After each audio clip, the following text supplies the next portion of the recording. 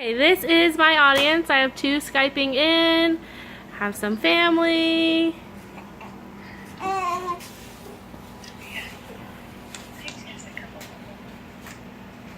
This is Samantha Caldwell, and my speech is about emergency infant services. In July of 2014 through July of 2015, the fiscal year, 16,935 children in the Green Country area received assistance from Emergency Infant Services. This astonishing number does not include those that received assistance from a different program or no assistance at all and just went out without help. That's 9,925 families that use Emergency Infant Services for that time of need. That's 1.72% of the 981,000 people living in the greater Tulsa area.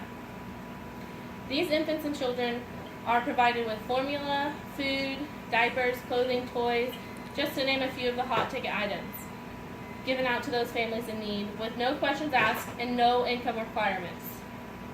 Who are those in need, you ask? They range from disaster relief, illness or injury, and job loss to incarceration, underemployment, and spousal or child abandonment. With Emergency Infant Services, no one is turned away. It doesn't matter what your story is, you will get the help that you're needed.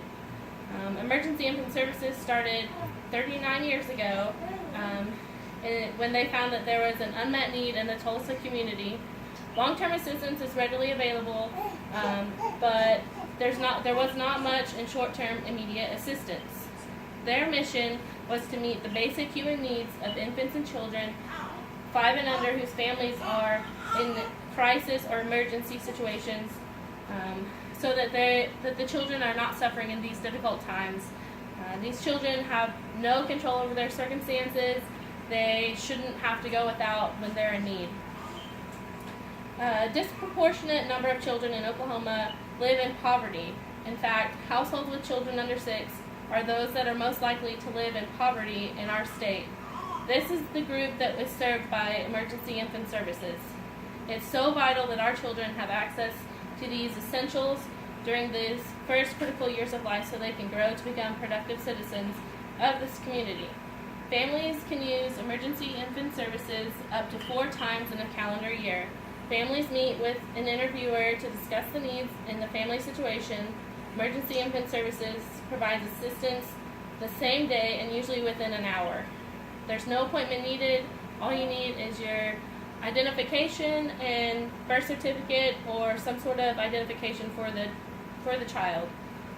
If it's outside of their normal working hours, you can contact 211 and they'll assist you. Oklahoma ranks 43rd in the U.S. for children living in poverty. Only 7 states have higher percentages of children that are classified as impoverished. This number increased by 16% in the last 10 years, which is crazy.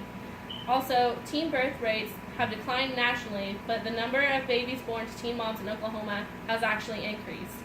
29% of Oklahoma children have no parent that is full-time employed.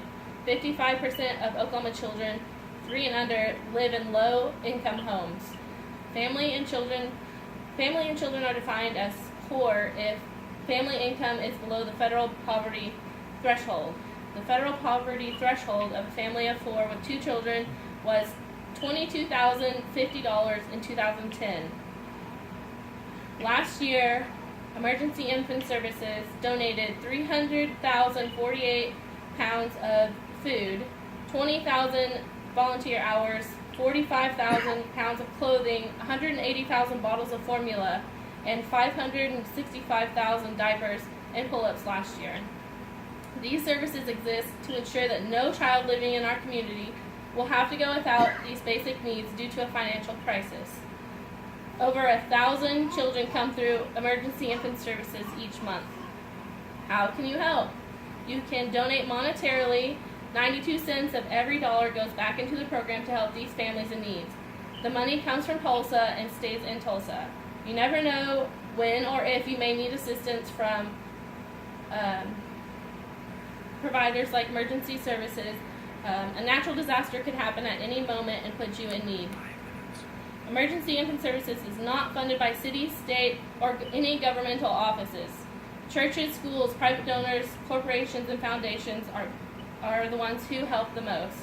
They are also partnered with local fire departments for after-hour cares and weekend availability. They have baby boxes that they can just easily hand out to whoever comes to their door.